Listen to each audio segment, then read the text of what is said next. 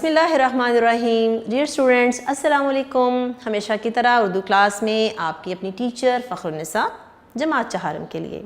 اس کے ساتھ ہی آپ کو بہت بہت زیادہ مبارکباد اور نئی کلاس میں آنے کے لیے، اور اس کے ساتھ ہی آپ کے صحت کے لیے، تندرستی کے لیے دعا گو ہیں ٹیچر.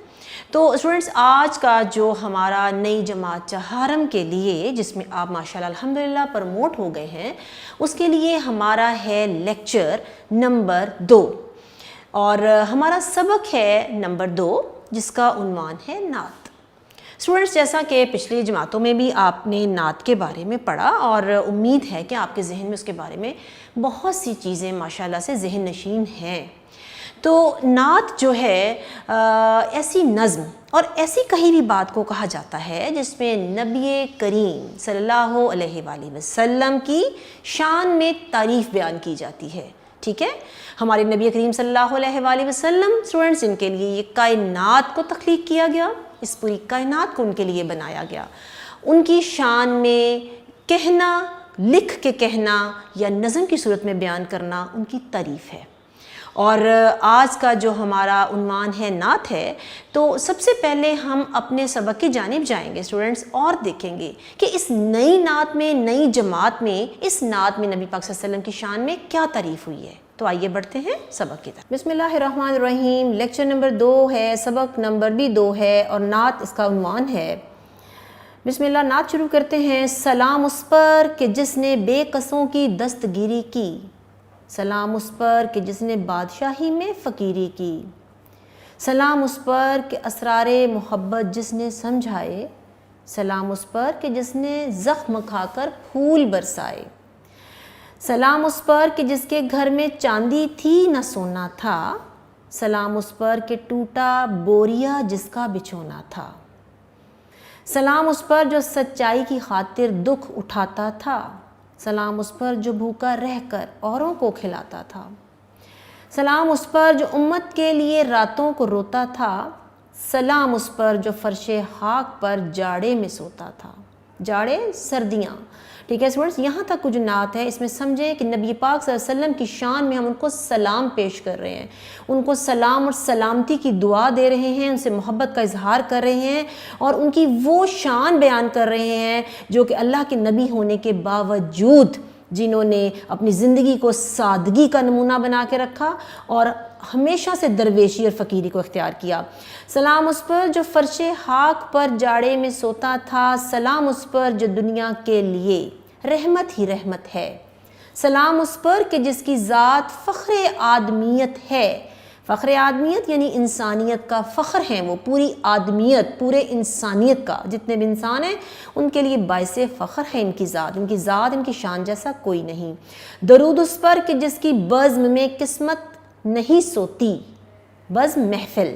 درود اس پر کہ جس کے ذکر سے سیری نہیں ہوتی. اسٹوڈنٹس درود نبی پاک صلی اللہ علیہ وسلم کی ذات کے حوالے سے جب بھی ان کا نام لیا، پڑھا اور سنا جائے تو ان پر درود سلام بھیجیں، پورا صلی اللہ علیہ وآلہ وسلم کے ساتھ ان کے نام پہ اختتام کریں. جی ڈیئر اسٹوڈنٹس، تو ہم نے اس نعت سے نبی پاک صلی اللہ علیہ وسلم کی شان کے حوالے سے بہت سی تعریفیں سنی اور سمجھی.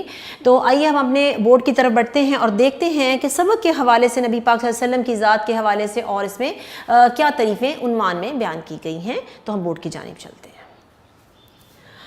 جی سبق نمبر 2 ہے نعت، لیکچر نمبر بھی 2 ہے، جماعت ہے اسٹوڈنٹس چہارم. سوال نمبر 1 ہے الفاظ کے معنی لکھیں. ٹھیک ہے جی، یہ آپ نے وہ تمام کام ہے جو آپ اس کو بار بار میرے لیکچر سننے کے بعد ذہن نشین کیجئے، اور یہیں سے اس لیکچر کو بار بار سننے کے بعد اپنی سمجھ کے لیے، اس کو انڈرسٹینڈ کرنے کے لیے اپنی کاپیز میں بھی بار بار لکھ کر سن سکتے ہیں. نمبر 1 ہے بے کس. بہت سے ایسے الفاظ ہوں گے جو آپ کے لیے نئے ہوں گے لیکن ان کو آپ دھیان سے سنیں. بے یار و مددگار یعنی مجبور، بے کس جس کا کوئی نہیں ہوتا. نمبر 2 بزم. بزم کا مطلب ہے محفل، گروپ آف پیپل، جہاں پر بہت سے لوگ اکٹھے ہو جاتے ہیں اور ایک محفل کے طور پہ جس میں کسی ایک بات کا ذکر کیا جاتا ہے، کسی ایک موضوع پہ یا مختلف موضوعات پہ. تو نبی پاک صلی اللہ علیہ وسلم کی بزم یعنی محفل، وہ اپنی محافل میں لوگوں کو سیدھا راستہ دکھاتے تھے، ہدایت اور دین کی باتیں بتاتے تھے اور تعلیم دیتے تھے. نمبر 3 ہے فرش خاک. حاق کا مطلب ہے زمین، یعنی زمین کا فرش۔ وہ کوئی نبی کریم صلی اللہ علیہ وآلہ وسلم اسٹوڈنٹس نرم بستروں پہ نہیں سوتے تھے یا وہ نہیں استعمال کرتے تھے، ان کو اس بات سے کوئی غرض نہیں تھا، وہ صرف اللہ کے نبی تھے اور بس وہ اللہ کی عبادت اور دنیا کو تعلیم دینے کے لیے بھیجے گئے تھے اور ان چیزوں سے بالکل مبرہ تھے۔ تو فرش حاق پہ بھی سونا پڑتا تو بچھونا بچھا کے سو جاتے تھے۔ نمبر 4 ہے فخر آدمیت، انسانیت کا فخر۔ وہ پوری کائنات میں جتنے بھی انسان ہیں ان سب کے لیے باعث فخر ہیں۔ ہمیں ان کی شان میں ہر طرح کی چیزیں نظر آتی ہیں جن کو ہم اگر اپناتے ہیں، سمجھتے سیکھتے ہیں تو ہمارے لیے زندگی گزارنے کا آسان طریقہ ہے اسٹوڈنٹس۔ نمبر 5 دستگیری، مدد کرنا۔ وہ غریبوں کی، ضعیفوں کی، محتاجوں کی، مجبوروں کی ہر وقت مدد میں لگے رہتے تھے اور کوشش کرتے رہتے تھے کہ کسی کو جہاں تک ان سے فیض پہنچ سکے وہ اس کو پہنچائیں۔ اس کے بعد ہے سوال نمبر 2، الفاظ کے جملے ہیں، آپ اس کو بھی جو ہے نا معنی کو سمجھیں اور لکھیں، اور یہ آپ ان کے معنی دیکھتے ہوئے تخلیقی طور پہ اپنے ذہن میں خود ان کو لکھیں۔ نمبر 1 ہے بے کس، نمبر 2 دستگیری، الفاظ کے معنی میں دیا گیا ہے، دکھ اٹھانا، نعت جس میں نبی پاک صلی اللہ علیہ وسلم کی تعریف، بزم، محفل، اور یہ وہ تمام چیزیں ہیں جن کو آپ لیکچر میں سنیں گے اور سمجھیں گے۔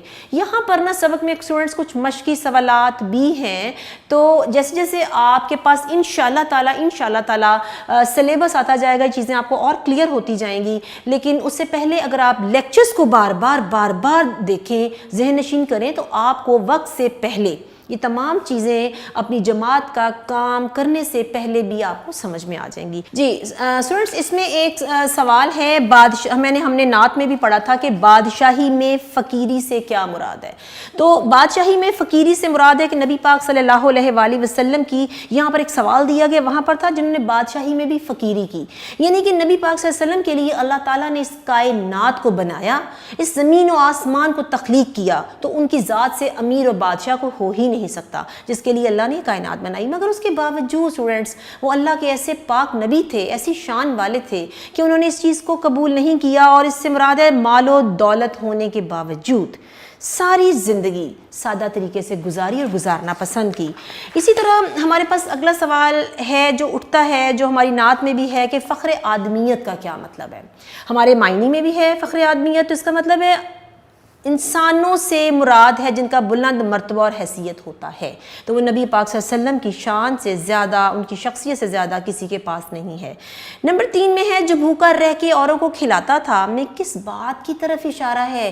نعت کے اندر ہے جو بھوکا رہ کے خود اوروں کو کھلاتا تھا، تو وہ یہ اشارہ یہی ہے کہ خاتم النبیین صلی اللہ علیہ وآلہ وسلم کی ذات مبارک کی طرف اشارہ کیا گیا ہے۔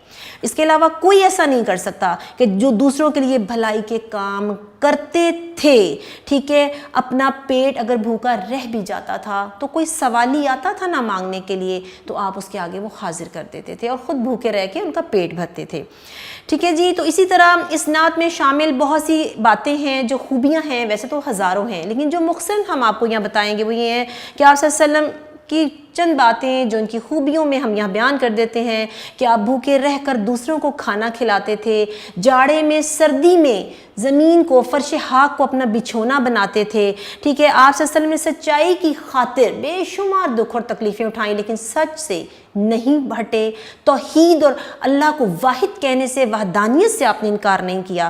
اس کے بعد آپ صلی اللہ علیہ وسلم کی امت کے لیے راتوں کو اٹھ اٹھ کر اسٹوڈنٹس دعائیں کرتے تھے اور روتے تھے کہ اللہ میری امت کو بخش دیجئے۔